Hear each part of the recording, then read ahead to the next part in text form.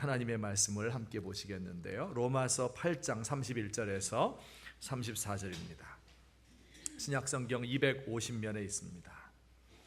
로마서 8장 31절부터 34절 우리 한 절씩 교독하시겠습니다.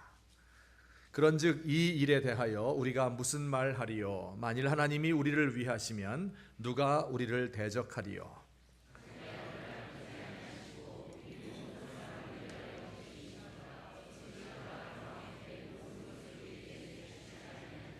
누가 능히 하나님께서 택하신 자들을 고발하리요? 의롭다 하시는 이는 하나님이시니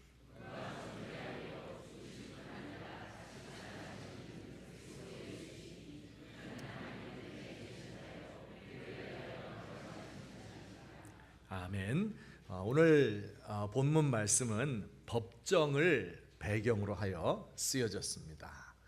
우리가 죄를 짓게 되면 경찰이 와서 잡아가두고 그리고 검사가 기소해서 법정에 서게 되지요. 혹은 다른 사람이 우리에게 손해를 입히고 내 재물을 빼앗으려고 하면 소송을 걸지요. 그래서 민사법정에 서기도 합니다.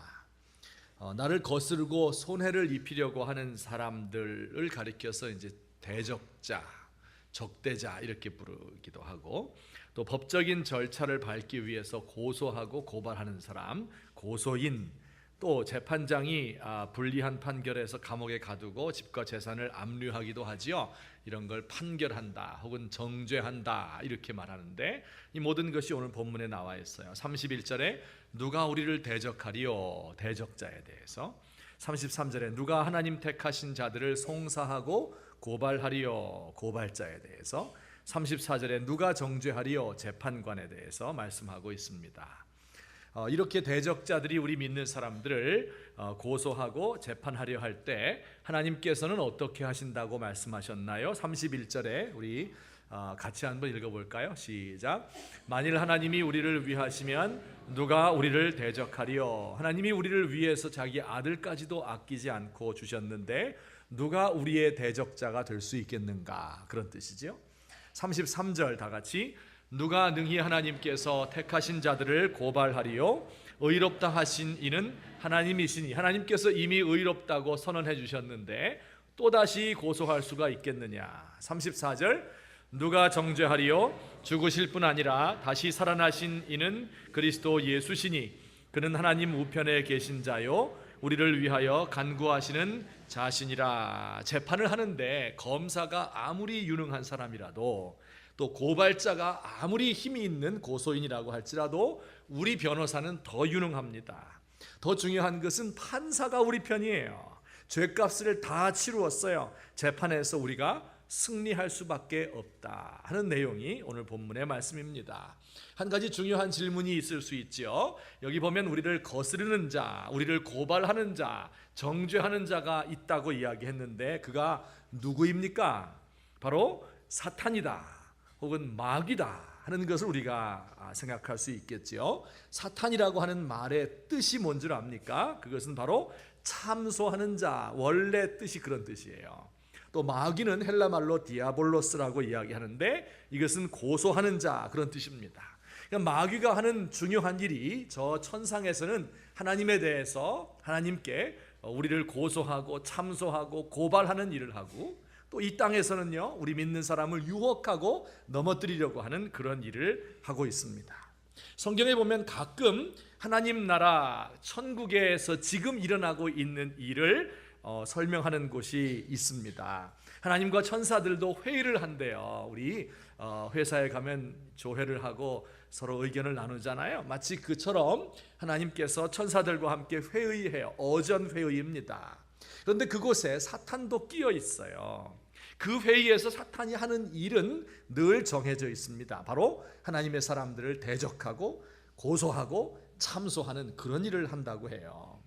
예를 들어서 한 번은 회의가 열렸는데 사탄도 참석했어요. 사탄이 이야기했어요. 하나님, 저 욥이라는 녀석 있잖아요. 하나님은 그를 그렇게 좋아하고 의인이라고 하고 칭찬하시는데 사실 그 하나님이 잘 몰라서 그런 거예요. 하나님이 그에게 복을 너무 많이 주셨어요. 재산을 쌓을 곳이 없도록 주셨고요. 자녀들도 10명이나 주셨어요. 그래서 그렇게 부자가 되게 잘 살게 해 주었는데 하나님을 배반할 리가 있겠습니까? 만약에 그의 소유물이 다 없어지면, 자식들이 죽게 되면 그는 틀림없이 하나님을 욕할 거예요. 이렇게 얘기했어요. 근데 그 소유물이 없어지고 자식이 죽으니까 욥이 배반했어요? 안 했잖아요. 그러니까 사탄이 또 나타났어요. 소유물이 다 없어졌는데 하나님을 배반하지 않았군요. 대단한 녀석이네.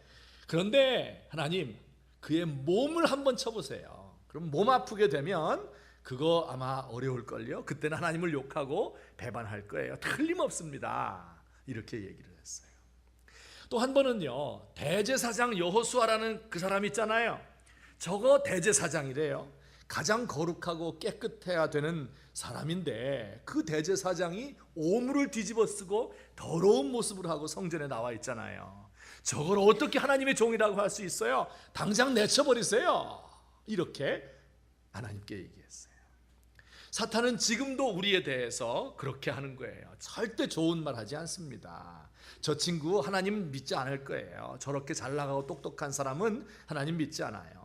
저렇게 무식하고 죄 짓는 사람이 무슨 예수를 믿겠습니까? 이런 식으로. 저게 지금은 은혜 받아서 세상 모르고 날뛰고 있지만 조금 있으면 고난 닥치게 되고 그러면 무너질 겁니다. 저거 봐, 벌써 저렇게 무너졌지 않습니까? 이렇게. 저 녀석은 조금만 편하게 해주면 나태해져서 아무 일도 못할 거예요. 아무 교회, 강남에 가면 저 방배동에 무슨 교회 있잖아요.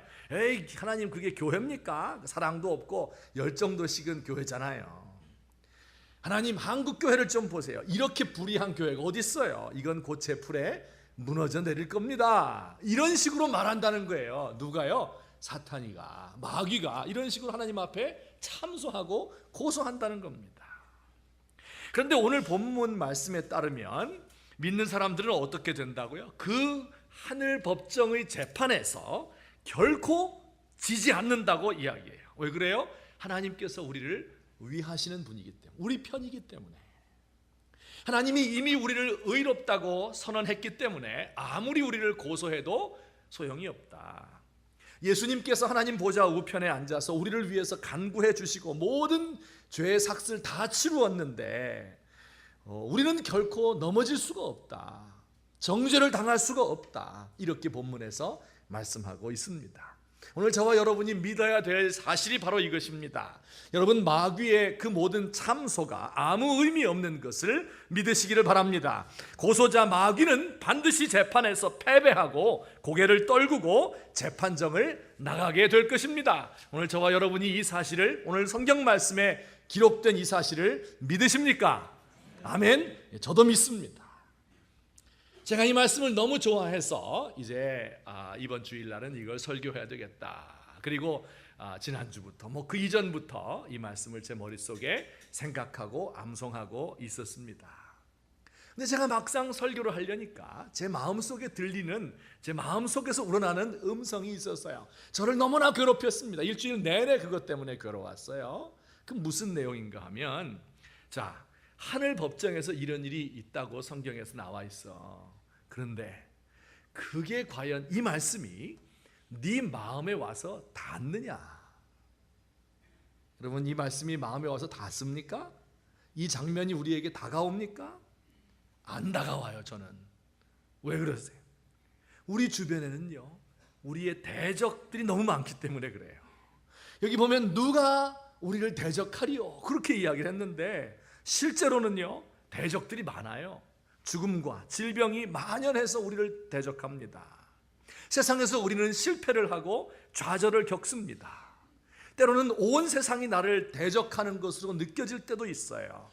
나와 가까이 있는 사람들이 나를 위로해 주지 못합니다. 때로는 믿는 형제들조차도 나를 몰라줄 때가 있어요. 적대적인 세력들이 많은 겁니다.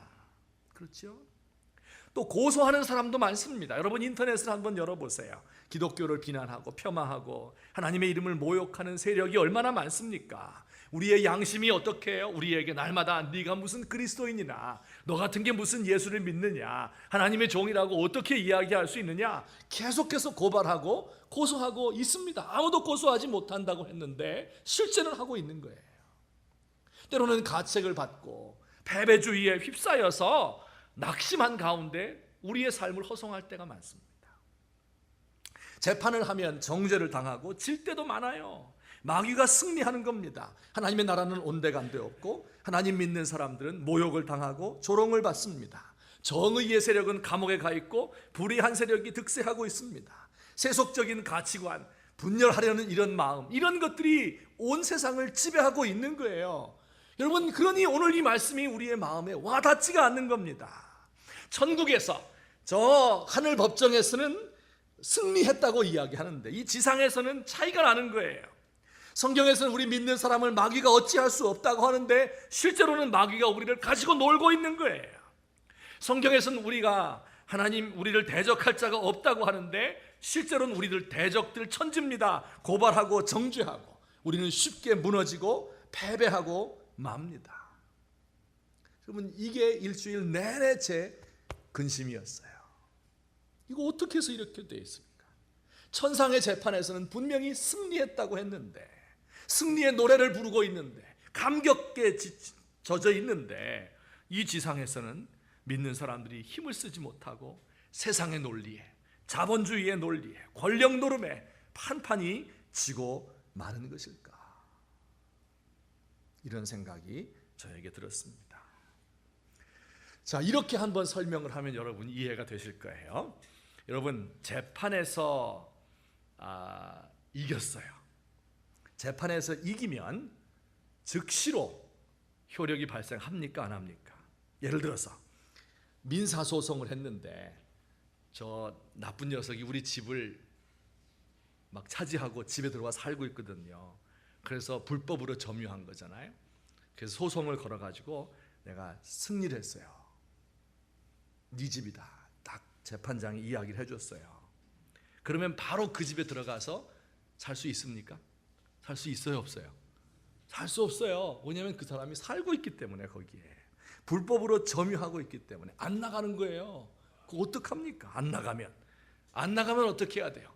내가 분명히 재판에서 이겼는데, 저건 내 집인데 법적으로는요. 그런데 저게 안 나가고 있어요. 그럼 어떻게 해야 되지요? 그때 필요한 사람이 있어요. 누구예요? 집행관이라고요. 여러분 잘 아시네. 이거 해봤는데. 집행관이에요. 집행관. 옛날엔 집달리라고 해서 집달리. 그래서 제가 이 어감이 말이에요. 집달리 그러면 집을 그냥 확 달아가는 사람인가 이렇게 생각을 했었는데, 법원에 이 집행명령서를 송달하고 또 그것을 집행하는 사람을 집행관이다, 그렇게 이야기를 합니다. 이 집행관이 집행명령서, 재판에서 결정난 그 결정서를 가지고 그 집에 가야 되는 거예요. 그래서 실제로 집행을 하는 거예요. 그 사람을 끌어내고 그 사람 물건 다 끌어다 길거리에다가 집어 던지고, 그리고 그 사람 집에 들어가지 못하도록 딱 대문을 막아버리고 가재도기에 빨간 딱지를 붙이고, 이렇게 해서 집행을 하는 사람이 있어요. 이게 집행하는 겁니다. 재판에서 이긴다고 그냥 다 되는 게 아니라 반드시 집행하는 과정이 있어야 그 재판의 효력이 발생을 하게 됩니다. 여러분, 바로 이 차이예요. 이미 천상의 재판에서는 승리를 했거든요. 그런데 이 지상에서는 어떤 과정이 남아있어요? 집행하는 과정이 남아있는 겁니다. 그리고 오늘 이 시간에는요, 이미 승리를 얻은 그 재판의 결과가 우리의 실제의 삶 속에서 어떻게 집행되는지 그걸 알아보려고 그래요.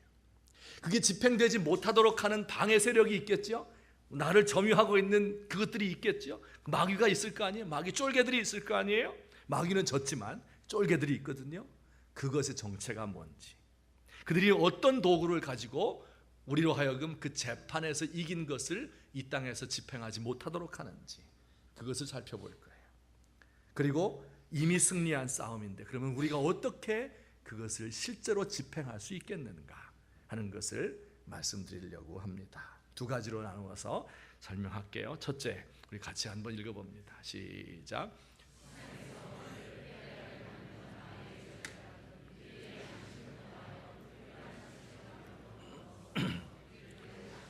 지상에서 우리를 패배하게 만드는, 승리를 집행하지 못하게 만드는 그 마귀의 전략이 두 가지인데, 그 중에 첫 번째가 놀랍게도 우리의 양심을 통해서 불필요한 죄책감을 불어넣음으로 우리를 낙심시킨다. 여러분, 양심이라고 하는 것은 좋은 것일까요? 나쁜 것일까요?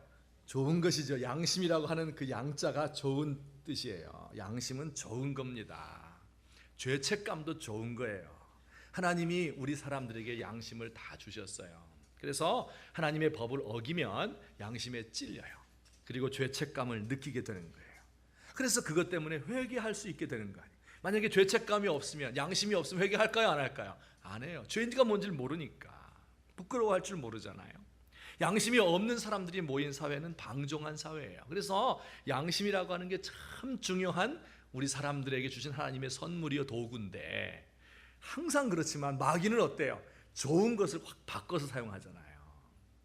양심이 말이에요, 양심의 찔림을 받고 죄책감을 느껴서 회개로 나아가면 좋은 거예요. 그런데 회개로 인도하는 게 아니라 마귀가 여기에 꼬이게 되면요, 우리를 자포자기로 인도하는 겁니다. 너 같은 것이 무슨 하나님의 자녀이냐, 너 같은 것이 무슨 목사냐, 하나님의 일을 어떻게 감당할 수 있느냐, 이렇게 하며 우리를 패배의식 속으로 몰아넣는 겁니다. 네 출신 성분이 그런데, 네 가정이 콩가루 집안인데, 수치스러운 과거를 가지고 있는데, 전과자이고 재소자인데 무슨 네가 하나님의 일을 하려고 하는 것이냐. 사람들의 인정과 사랑도 받지 못하고, 얼굴도 못생긴 게, 배운 것도 없고 가진 것도 없고 백도 없는데 네가 뭘 할 수 있느냐. 낙심시키는 거예요. 여러 번 실패했는데, 죄의 중독 상태에 있는데 내가 어떻게 여기서부터 벗어나갈 수 있느냐, 이렇게 하면서 우리를 패배로 몰아가는 거예요. 낙심시키는 거예요. 여러분, 이것이 마귀가 우리로 하여금 하나님의 그 승리를 이 땅 위에서 쟁취하지 못하도록 만드는 중요한 도구가 되는 것입니다. 그럼 어떻게 해야 돼요? 이런 양심의 소리가 들리면 어떻게 해야 됩니까? 그 양심의 고소를 들으면요, 철저히 회개하는 거예요. 그리고 예수님을 믿고 담대함을 얻는 겁니다. 회개하는 것은 맞아요. 내가 잘못했습니다. 눈물을 흘리며 하나님 앞에 회개하는 거예요. 그리고 나서 하나님의 용서를 체험하고는 담대해야 되는 거예요. 그래, 내가 죄인인 거 맞다. 내가 앞으로도 죄 지을 가능성이 있는 존재인 거 맞아. 그렇지만 예수님께서 나를 용서하셨기 때문에 내가 설 수 있는 거지 내 의로 서는 것은 아니야. 이렇게 마귀에 대항하는 겁니다. 그렇게 할 때 오늘 성경 말씀, 이 법정의 판결문이 중요한 역할을 하는 거예요. 우리를 속에서 속삭이는 그 양심을 사용해서 우리에게 불필요한 죄책감을 만들고 우리를 낙심시키는 마귀에 대해서 이렇게 주장하는 거예요. 요구하는 거예요. 영어로 말하면 클레임하는 거예요. 이건 내 거다. 클레임하는 겁니다. 이미 회개했다는 거예요. 하나님이 우리를 위하시는데 누가 우리를 대적할 수 있겠는가? 누가 능히 하나님의 택하신 자들을 고소할 수 있겠느냐? 하나님이 이미 의롭다고 했는데 누가 정죄하리요? 죽으실 뿐 아니라 다시 살아나신 이는 그리스도신데 그는 하나님 우편에 계신 자요 지금도 우리를 위해서 간구하고 계신 분이다 하는 것을 믿으면서 하나님 앞에 담대하게 나아가시는 겁니다. 이것이 마귀의 괴계를 물리치고 그리고 우리 속에서 하나님의 승리를 확신할 수 있는, 쟁취하는 방법입니다. 어떤 분들은 이런 질문을 할 수 있습니다. 하나님이 우리 죄를 다 용서하시고 죄를 묻지 않고 의롭다고 하셨다 하는 것을 자꾸 강조하면 죄를 가볍게 여기는 것이 아니냐, 더 쉽게 죄를 지을 수 있게 되지 않느냐, 좀 무섭게 너 죄 지으면 지옥 간다, 너 하나님이 널 버릴 거야, 이렇게 말하면 무서워서 죄 안 지을 텐데 다 용서해 주셔, 너 죄 져도 하나님이 너를 천국으로 보내실 거야, 이렇게 말하니까 개신교도들이 더 죄 짓는 거 아니냐, 이렇게 질문하는 사람들이 있어요. 어때요? 상당히 그럴듯한 질문이죠. 이거 상당히 정당한 질문인 것 같아요. 제 대답을 드릴게요. 예를 들어서 여러분이 자동차를 운전해 보셨죠? 운전하시면 자동차 운전할 때는 차선을 지켜야 돼요. 차로라고 말합니다. 그건 한 3m에서 4m 되는 다른 차로와 분간하기 위해서 흰색의 점선을 다 그려놓았습니다. 그래서 그 금을 밟지 않고 운전을 해야 되는 거예요. 그럼 밟으면 다른 사람 차선을 넘어가게 된 거예요. 그래서 충돌하면 내가 다 돈 물어내야 돼요. 가면 안 되는 거예요.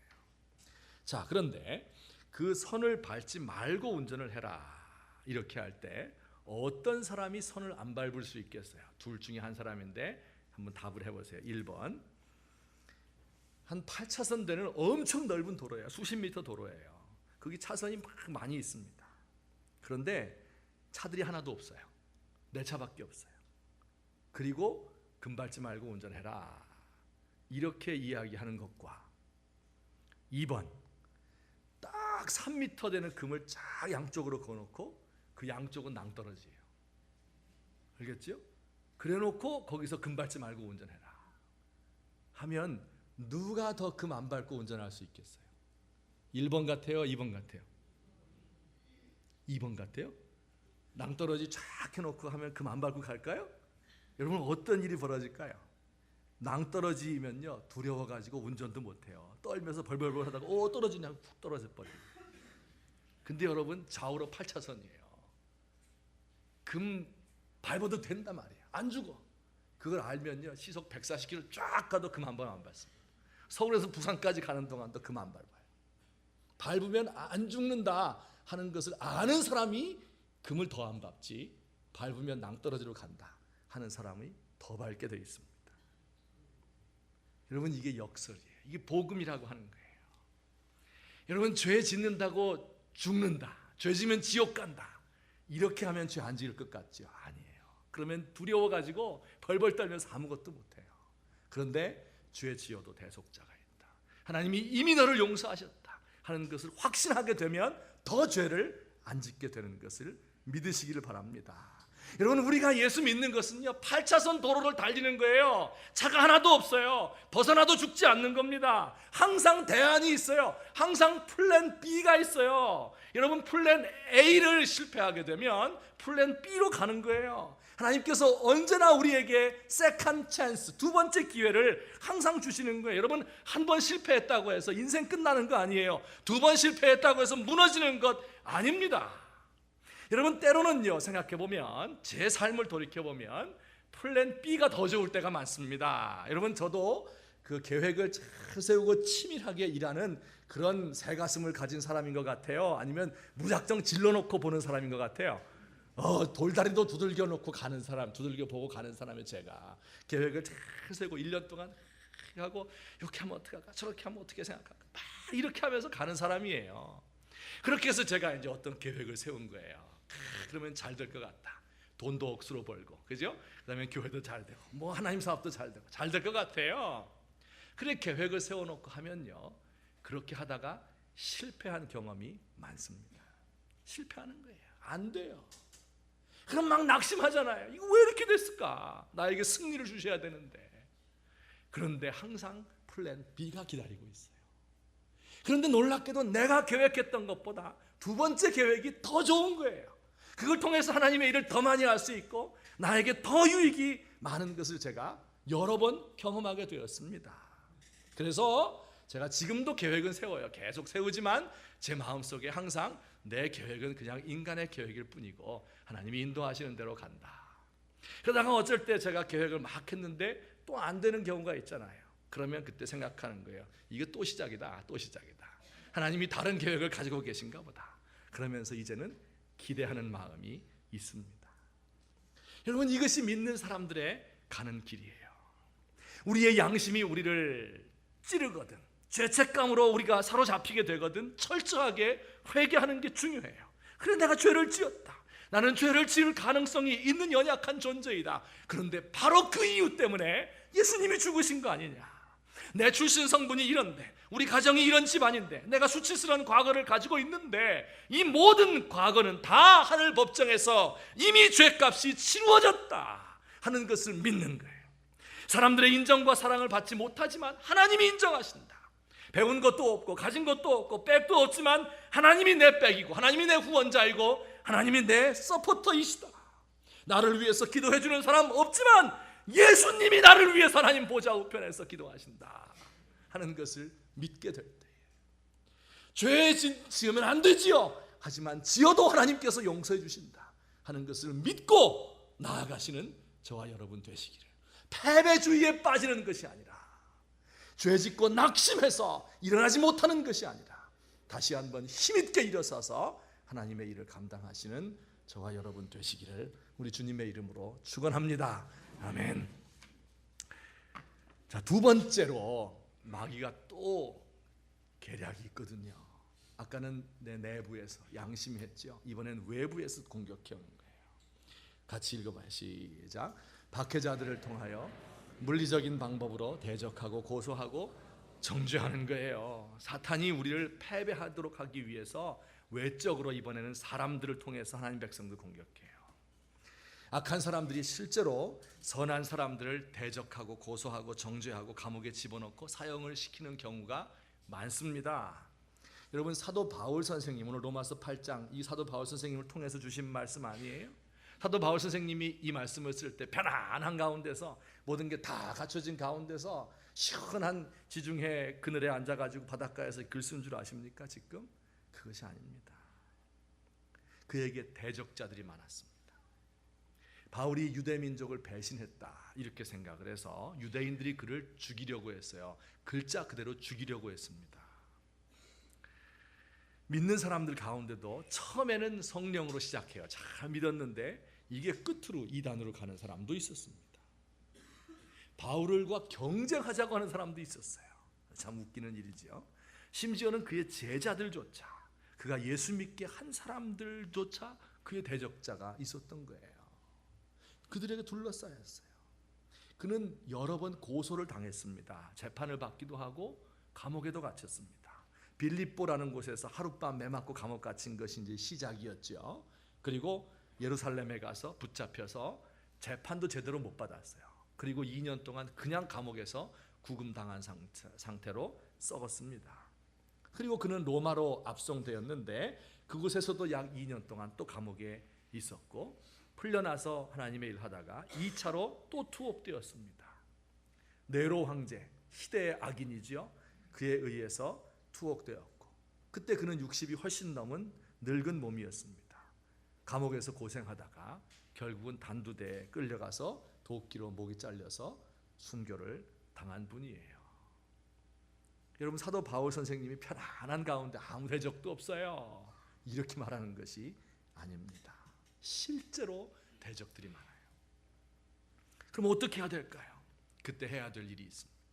바로 하늘 법정에 부르짖는 거예요.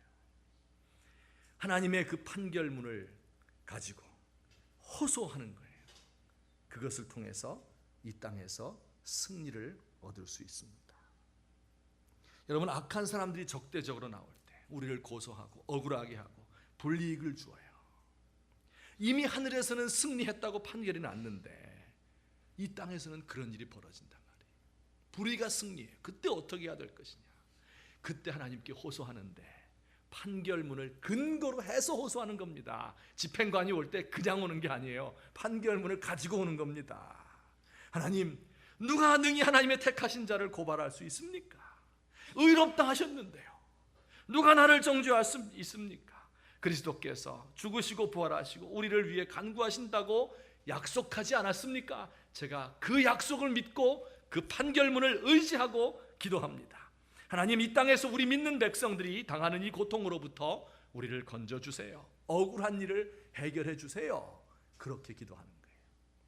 만약에 기도하다 안 되면요, 이렇게 하는 거예요. 저도 가끔 그렇게 해요. 하나님, 성경 말씀 봅시다. 우리 하나님이 잘 아실 거 아니에요. 성경 쓰셨다니까. 로마서 8장 이거 31절부터 34절 거기다 저기 줄 쳐요. 줄 쳐. 하나님 이거 좀 보세요. 이렇게 말씀하시지 않았어요. 이렇게 약속하시지 않았어요. 하나님의 입으로 하신 거 아니에요. 하나님의 손으로 쓰신 거 아니에요. 하나님의 말씀이잖아요. 그 약속을 의지하고 구합니다. 하나님 앞에 펴놓고 기도하세요. 하나님께서 그 기도를 안 들을 수가 없어요. 이미 재판장이 판결을 내렸는데 어떻게 그것을 시행하지 않을 수가 있겠습니까? 여러분, 성경에 나타난 하나님은요, 다 강하신데 약한 곳이 하나 있어요. 귀가 얇으셔요. 귀가 약하셔요. 택한 백성들의 부르짖는 소리에는요, 귀를 기울이시는 거예요. 아주 작은 신음소리에도 귀를 기울이셔요. 인류 최초의 살인이 있었죠. 가인이 그 아벨을 죽인 거예요. 아무도 없는 들판에 가서 돌로 때려 죽였습니다. 아벨은 왜 죽는지도 모르는 채 그냥 피를 흘리며 죽고 만 것입니다. 하나님께서 이렇게 말씀하셨어요. 가인에게, 가인아, 내 아우의 핏소리가 땅에서부터 내게 호소하느니라. 내 아우의 핏소리가 땅에서부터 내게 호소하느니라. 아벨이 무슨 큰 소리를 내고 죽었겠습니까? 그런데 그가 흘린 핏소리가 큰 소리가 되어서 하나님 앞에 올라가는 거예요. 이스라엘 백성들이 이집트의 노예로 살면서 탄식하며 부르짖었습니다. 그 소리가 하나님께 상달되었다. 높은 곳에 도달했다.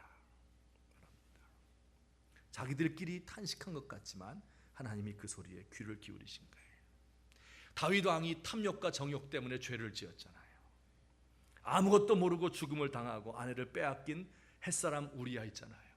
마지막에 죽으면서 다윗이 이럴 수 있는가 하며 죽었을 거예요. 그 외마디 절망적인 절규를 하나님이 들으셨어요. 아합 왕이라는 희대의 악한이 있었거든요. 거짓 재판을 통해서 남의 땅을 뺏기 위해서 그를 돌로 쳐 죽였거든요. 이 한 맺힌 나봇의 호소를 하나님이 들으시는 거예요. 독재자들에 의해서 죽임을 당하고 재산을 빼앗기고 부모와 자식을 잃은 사람들의 한숨소리에 하나님이 귀를 기울이셔요. 자기 배를 채우려고 품삯을 주지 않아서 고픈 배를 움켜쥐고 잠자리에 들어야 하는 어린아이들의 울음소리를 하나님이 기억하셔요. 제단 밑에서 언제까지입니까? 부르짖는 순교자들의 그 부르짖음을 하나님이 들으시는 거예요. 여러분, 이 모든 소리를 들으시고 하나님은 의로우신 심판을 이 땅에 집행하시는 겁니다. 독재자들을 그 권좌에서 끌어내리시고 불의한 일을 취하여 부유하게 된 사람을 내치시고 억울한 사람의 사정을 들어주시고 그들에게 승리를 주시는 겁니다. 여러분, 이것이 주님의 약속인 거예요. 이 약속의 말씀을 믿고 의지하며 이 땅에서 힘들고 억울한 일을 당한 사람들 하늘 법정에 호소하시고 이미 판결난 그 판결문을 가지시고 의지하시고 하나님 앞에 부르짖어서 응답 받으시는 저와 여러분 되시기를 주의 이름으로 축원합니다. 우리 한 가지 더 말씀드리고 설교를 맺겠어요. 우리 지난주에 제가 한 2, 3일 동안 몽골에 다녀왔습니다. 이제 보고도 드리고 기도 제목도 말씀드리고 싶어요. 새로 세워지는 학교에 이제 개교 감사 예배에 참석하고 설교를 했습니다. 지난 몇 개월 동안 많은 어려운 일들이 지나갔어요. 외국에서 학교를 세운다는 게 그게 쉬운 일이 아니지요.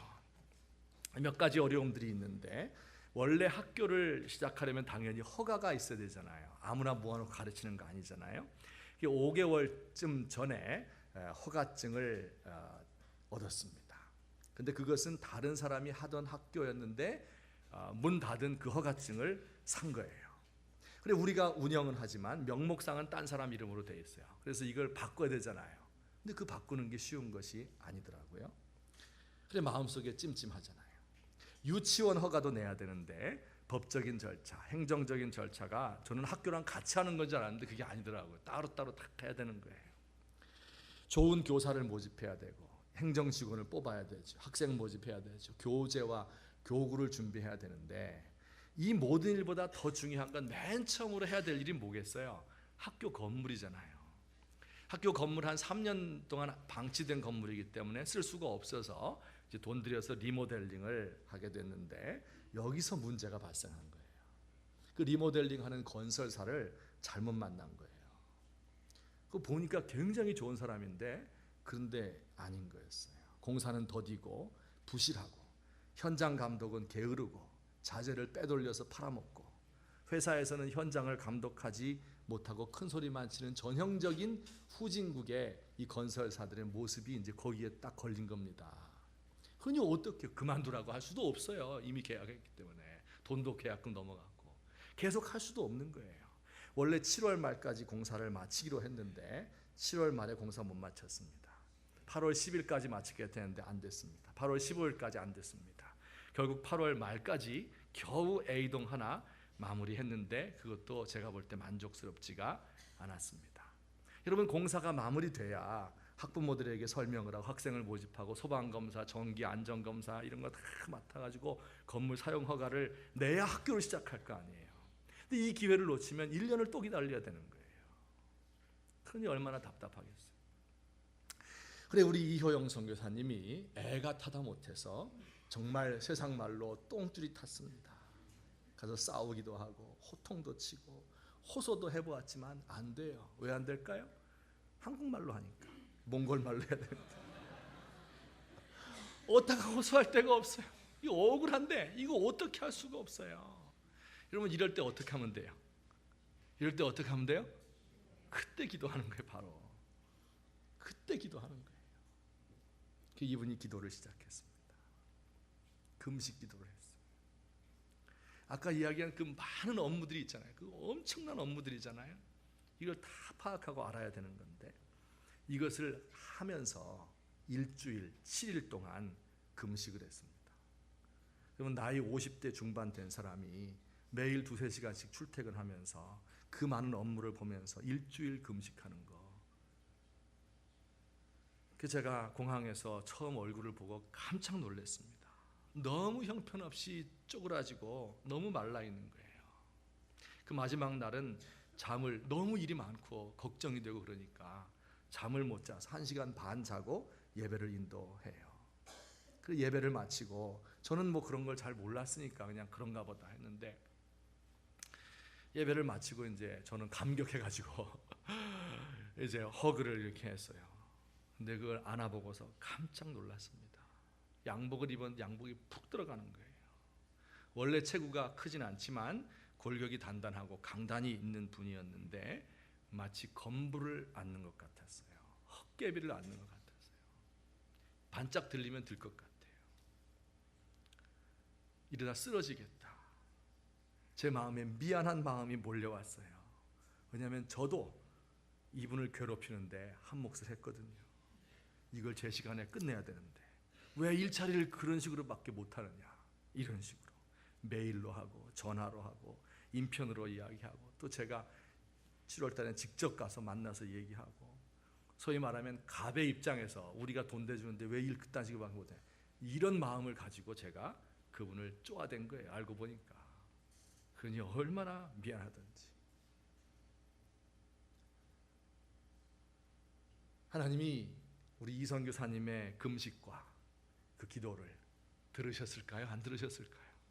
안 들으셨으면 하나님이 아니죠. 몇 가지 있는데, 첫째, 학교 허가 문제가 완전히 해결됐어요. 1학년에서 11학년까지 유치원 허가까지 한 번에 나왔어요.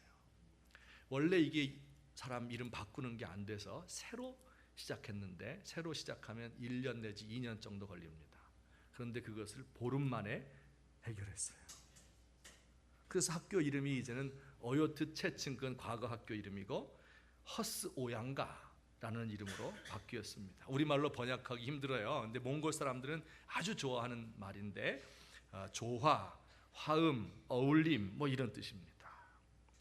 그 다음 주에는 몽골 사람들끼리 모여서 또 개교 기념식을 하는데, 그때는 몽골의 교육부 장관 또 울란바토르 시장도 함께 참석한다고 합니다. 근데 제가 가보고 더 감사했던 것은 좋은 교사들을 모집한 거예요. 이게 가장 중요한 거거든요.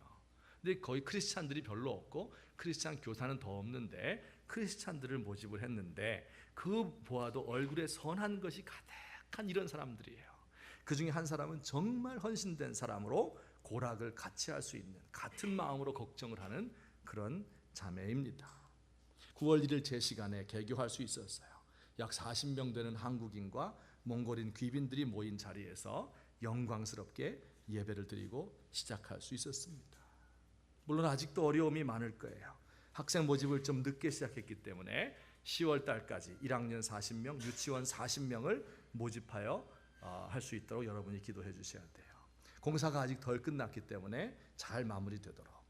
등록금 받는 학교니까, 사립학교니까 앞으로 계산 잘하면 한 7년 후에는 자립할 수 있어요. 그러나 그때가 되기 전까지는 많은 예산이 또 투입이 돼야 될 겁니다.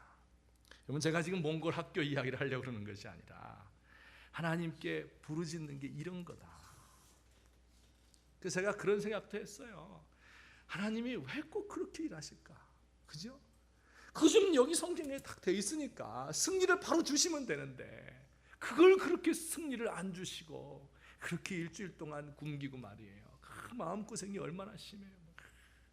그런 과정을 통해서 왜 하나님이 일을 이루실까 하는 그런 의문도 많이 가지면서, 그러나 이렇게 하나님 앞에 매달리고 이렇게 하나님 앞에 호소하고 하나님 앞에 클레임하고, 이건 하나님이 약속하신 거 아닙니까? 하나님이 택한 백성의 기도를 안 들어주시겠습니까? 속히 이루어 주신다고 하지 않았습니까? 이것을 믿고 기도하는 사람들에게 생명을 내어 걸고 그냥 지나가면서 기도하는 게 아니에요. 내 목숨을 내어 걸고 이거 아니면 안 되겠습니다. 하나님 앞에 나아가며 부르짖고 호소하는 사람들의 간구를, 그 모든 억울함을 풀어주시고 그 기도를 들어 응답하셔서 하나님의 일을 감당케 하시는 우리 하나님이신 것을 믿으시기를 주의 이름으로 축원합니다. 우리도 그렇게 해야 돼요. 우리 힘들 때 말이에요, 패배의식에 젖어서 이거 안 되는구나 낙심할 것이 아닙니다. 하나님의 계획이 무엇입니까? 저를 통해서 무엇을 이루시겠습니까? 저에게 어떤 세컨 찬스를 주시겠습니까? 하나님의 플랜 B가 무엇입니까? 하나님, 저에게 이 승리를 허락해 주시기 바랍니다. 우리 하나님께 나아가서 간구하시고 응답 받으시는 의로운 일들이 승리하시는 그런 우리의 삶이 되시기를 예수님의 이름으로 축원합니다. 아멘. 같이 한번 기도하시겠습니다. 우리 오늘 들으신 말씀을 생각하며 하나님 앞에 나아가십시다.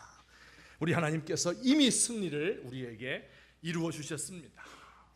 우리가 그 판결문을 가지고 하나님 앞에 나아가요. 패배의식에 사로잡힌 것이 아니라 하나님 안에서 승리할 수 있습니다. 이것을 집행하기 위해서, 의로운 일들이 이 땅에 시행되기 위해서 하나님 앞에 간구하며 나가시는 우리 모든 성도들이 되셨으면 좋겠어요. 이것을 위해서 기도하시고, 우리 가운데 혹시 억울한 일을 당하고 호소할 데가 없는 분들 하나님 앞에 나가서 책을 펴놓고 기도하세요. 하나님께서 안 들으실 수가 없습니다. 우리 같이 한번 기도하시겠습니다. 사랑의 하나님 아버지, 은혜를 감사합니다. 오늘 이 시간도 저희를 사랑해 주시고 주의 말씀 듣게 하셨사오니 감사합니다. 하나님 아버지, 주님께서 아버지 약속하시고 말씀하신 것을 이루어 주시옵소서. 하나님 아버지, 주님께서 불쌍히 여기시고 긍휼을 베풀어 주시고 이 종의 모든 연약한 것과 모든 악한 것, 아버지 하나님, 제 양심에 찔리는 이 모든 것들 주님 앞에 나아가서 회개하고 아버지 하나님이여 새롭게 될지언정 하나님, 이것 때문에 패배의식에 빠지고 뒤로 물러가 넘어지지 않도록 하나님 아버지 저를 도와주시옵소서. 때로 이 땅에 살면서 힘든 일과 억울한 일과 고통스러운 일을 겪을 때가 많습니다. 하나님 아버지, 그러나 이럴 때 주를 바라보게 하시고 하늘로 열린 창을 열어놓고 하나님 앞에 간구할 수 있도록 하옵시고, 하나님 아버지, 주께서 원하시는 주의 뜻을 감당해 드릴 수 있도록 하나님 저희를 도와주시옵소서. 모든 것 주님께 의지합니다. 하나님께 기도하고 부르짖어 응답받을 수 있는 주의 백성 되게 하여 주시옵소서. 감사합니다. 예수님의 이름으로 기도합니다. 사랑의 하나님 아버지, 고맙습니다. 우리 주님께서 우리에게 승리를 이루어 주셨고 하나님이 우리 편이시기 때문에 우리의 대적자가 없을 것이고, 우리를 의롭게 하셨기 때문에 우리를 송사할 자가 없고, 그리고 우리를 위해서 간구하시는 그분께서 모든 죄값을 치루었기 때문에 정죄할 자가 없다고 하신 이 약속의 말씀을 의지하고 하나님, 우리 속에 자리 잡고 있는 모든 사탄의 생각들과 우리의 외부에서 우리를 공격해오는 사탄의 모든 공격을 물리치며 이기며 승리할 수 있도록 주여 도와주시옵소서. 예수님의 이름으로 기도합니다. 아멘. 우리 함께 찬송하겠습니다. 주 품에 품으소서. 거친 파도 날 향해 와도 주님과 함께 날아오릅니다. 우리 함께 찬송하시겠습니다.